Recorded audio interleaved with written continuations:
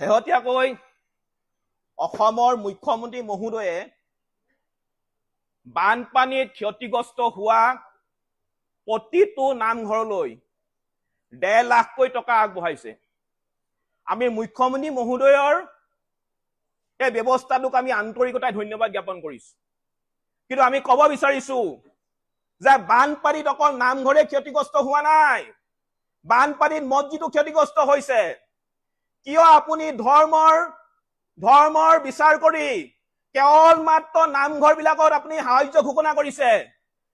আপুনি হিন্দুৰ মানুহখিনিও আপুনি মুখ্যমন্ত্ৰী, মুছলমানৰ মুখ্যমন্ত্ৰী, খ্ৰীষ্টানৰ মুখ্যমন্ত্ৰী, অসমত বসবাস কৰা জাতি বৰ্ণ ধৰ্ম ভাষা নিৰ্বিশেষে সকলো মানুহৰ আপুনি মুখ্যমন্ত্ৰী। গতিকে আপুনি নামঘৰৰ সমানে সমানে মছজিদতো কিন্তু সাহায্য দিয়াৰ ব্যৱস্থা কৰক। আপোনাক আমি ক'ব বিচাৰিছো, এই বানপীড়িত সময়ত, এই দুৰ্যোগৰ সময়ত আমাৰ উজনি অসমত বসবাস কৰা হিন্দু মুছলমান সকলো মানুহ কিন্তু ইজনে সিজনৰ হাতত হাত ধৰি আগবাঢ়িছে। নামনি অসমৰ পৰা সমগ্ৰ অসমৰ পৰা ৰাইজে সাহায্য দিছে। হিন্দু মানুহে ৰান্ধিছে, মুছলমানে খাইছে, মুছলমানে ৰান্ধিছে, হিন্দুৱে খাইছে। হিন্দু মানুহৰ ঘৰত মুছলমানক আশ্ৰয় দিয়া হৈছে আৰু মুছলমান মানুহৰ ঘৰত হিন্দুক আশ্ৰয় দিয়া হৈছে। আৰু আটাইতকৈ ডাঙৰ কথা কি জানেনে মুখ্যমন্ত্ৰী মহোদয়? শিৱসাগৰ জিলাৰ চন্তগত এটা মছজিদত হিন্দু মানুহক আশ্ৰয় দিয়া হৈছে। গতিকে এই দুৰ্যোগৰ সময়ত আপুনি ধৰ্মৰ বিচাৰ নকৰি সকলো মানুহক কি লাগে, সকলো ধৰ্মৰ নামঘৰে হওক, গীৰ্জাই হওক, আপোনাৰ মছজিদে হওক, যিবোৰ ক্ষতিগ্ৰস্ত হৈছে প্ৰতিটো অনুষ্ঠানত আপুনি সাহায্য দিয়াৰ ব্যৱস্থা কৰিবৰ কাৰণে আমি জাতীয় সংগ্ৰামী অসমীয়া আপোনাক অনুৰোধ কৰিছো। যিটো সঁচা কথা সেইটো কমেই, আমাক মাৰিলেও মাৰিব, আমাক জেললৈ পঠিয়ালেও পঠিয়াব, উই ডোন্ট কেয়াৰ। এই বিজেপি চৰকাৰখন হৈছে বিশ্বাসঘাতক, প্ৰতাৰক আৰু ঠগবাজ। এনেকুৱা ধৰণৰ কিন্তু বিজেপি দলৰ দৰে বিশ্বাসঘাতক, ঠগবাজ, প্ৰতাৰক দল কিন্তু ভাৰতত নাই। অসমৰ মুখ্যমন্ত্ৰী হৈছে মিছলীয়া, অসমৰ মুখ্যমন্ত্ৰীয়ে মিছা কথা কৈছে। নাগালেণ্ডত কোনো ধৰণৰ ডাৱৰ বিস্ফোৰণ হোৱাই নাছিল। অবৈধ কয়লা খনন, অবৈধ শিল খননৰ বাবে হোৱা বানপানীত 100 জনতকৈ আমি অধিক কিন্তু খিলঞ্জীয়া মানুহক হেৰুৱাবলগীয়া হ'ল। আজিও কিন্তু চৰাইদেউ আৰু গোলাঘাট, চৰাইদেউ আৰু শিৱসাগৰ জিলাৰ মানুহে দুৰ্যোগৰ লগত এতিয়াও যুঁজি থাকিবলগীয়া হৈছে। 90,000তকৈ অধিক খিলঞ্জীয়া মানুহে ঘৰ দুৱাৰ, গাড়ী মটৰ, গৰু ছাগলী সকলো উটুৱাই লৈ গ'ল, সকলো শেষ। আমাৰ হাতত এতিয়া একো নাই। ইয়াৰ ক্ষতিপূৰণ কোনে দিব? এই মানুহবিলাকৰ ক্ষতিপূৰণ কোনে দিব? এই মানুহবিলাকে অধিক কষ্ট কৰি বেংকৰ পৰা ঋণ লৈ গাড়ী মটৰ কিনিছে, ঘৰ বনাইছে। মন্ত্ৰী বিধায়কৰ দৰে কমিশ্যন লৈ গাড়ী কিনা নাই। পুনৰ কৈছো, মন্ত্ৰী বিধায়কৰ দৰে কমিশ্যন লৈ গাড়ী কিনা নাই। গতিকে ইয়াৰ ক্ষতিপূৰণ কোনে দিব? আমাক উত্তৰ লাগে। চৰাইদেউ শিৱসাগৰত হোৱা মহাপ্ৰলয়ৰ কাৰণ কি? আমাক উত্তৰ লাগে।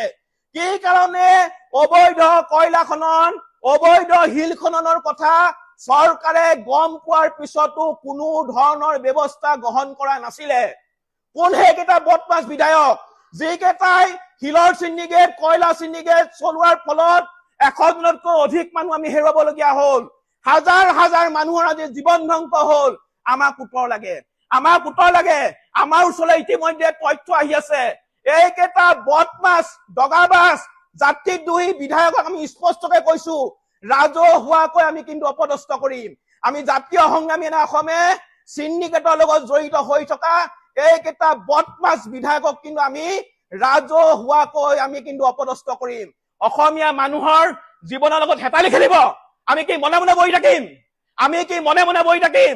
স্পষ্টকৈ কৈছো, আজিৰ তাৰিখৰ পৰা এখনো কিন্তু কয়লা ভৰ্তি তাক পাৰ হ'ব নোৱাৰে। এখনো কয়লা ভৰ্তি তাক আমি পাৰ হ'বলৈ নিদিওঁ। এখনো শিল ভৰ্তি তাক আমি পাৰ হ'বলৈ নিদিওঁ। প্ৰয়োজনত কয়লা মাফিয়াক কাণত ধৰাই আঁঠু কঢ়াই থোৱা হ'ব। প্ৰয়োজনত কয়লা মাফিয়াক কাণত ধৰাই আঁঠু কঢ়াই থোৱা হ'ব। তহঁতি কয়লা খনন কৰিবি আৰু তহঁতৰ কাৰণে আমাৰ অসমীয়া মানুহ মৰিব, আমি চাই থাকিম। ইয়াৰ ওপৰত মুখ্যমন্ত্ৰী মহোদয়ে ব্যৱস্থা গ্ৰহণ কৰিব লাগিব। মুখ্যমন্ত্ৰী মহোদয়ে ব্যৱস্থা গ্ৰহণ কৰিব লাগিব।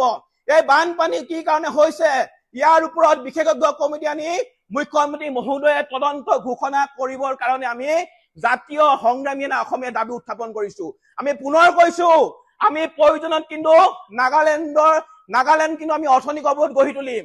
নাগালেণ্ডৰ বিৰুদ্ধে আমি অৰ্থনৈতিক অৱৰোধ গঢ়ি তুলিম। আমি মুখ্যমন্ত্ৰী মহোদয়ক আৰু এটা কথা কৈ দিব বিচাৰিছো, অতি শীঘ্ৰেই শিৱসাগৰ আৰু চৰাইদেউ এই জিলা দুখনৰ কাৰণে 10,000 কোটি টকাৰ বিশেষ পেকেজ ঘোষণা কৰিব লাগিব। 10,000 কোটি টকাৰ বিশেষ পেকেজ ঘোষণা কৰিব লাগিব।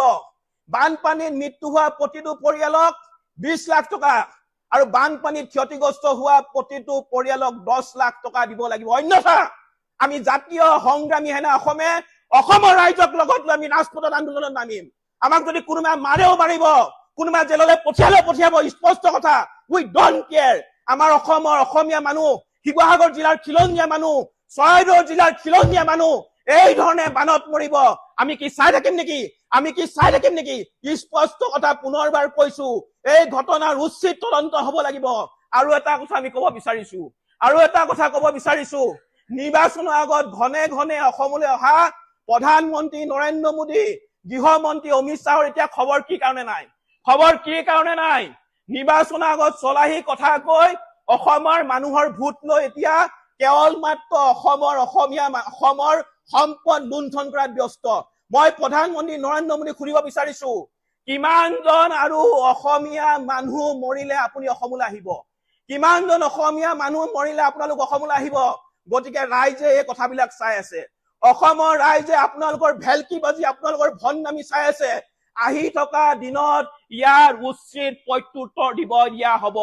আমি জাতীয় সংগ্ৰামী অসমে এটা কথা স্পষ্টকৈ আমি কৈ দিব বিচাৰিছো, অনাগত দিনত প্ৰধানমন্ত্ৰী নৰেন্দ্ৰ মোদী, গৃহমন্ত্ৰী অমিত শ্বাহ যদি অন্য কাৰ্যসূচীৰ কাৰণে অসমলৈ আহিবলৈ হয়, আমি জাতীয় সংগ্ৰামী অসমে বাধা প্ৰদান কৰিম আৰু আমি কোলা পতাকা দেখুৱাম। আৰু এটা কথা ক'ব বিচাৰিছো, অসমৰ নপুংসক কাপুৰুষ সাংসদ কেইটা ক'ত আছে? অসমৰ কাপুৰুষ সাংসদ কেইটা ক'ত আছে? কিয় দিল্লীলৈ গৈ টেবুল ঢকিয়াই ক'ব পৰা নাই অসমৰ বানপানীৰ কথা? কিয় নৰেন্দ্ৰ মোদী অমিত শ্বাহৰ আগত টেবুল ঢকিয়াই অসমৰ বানপানীৰ কাৰণে 10,000 কোটি টকাৰ বিশেষ পেকেজ ঘোষণা কৰিবলৈ তেওঁলোকে সাহস কৰা নাই? গতিকে এনে ধৰণৰ কাপুৰুষ সাংসদৰ আমাৰ প্ৰয়োজন নাই। গতিকে ছিজন আহি আছে।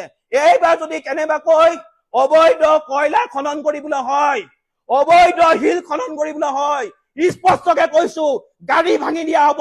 প্ৰয়োজনত কয়লা মাফিয়াক কাণত ধৰাই কিন্তু আঁঠু খুৱাই থোৱা হ'ব। আৰু মুখ্যমন্ত্ৰীয়ে ইয়াৰ বিৰুদ্ধে বিশেষ ব্যৱস্থা গ্ৰহণ কৰিবই লাগিব।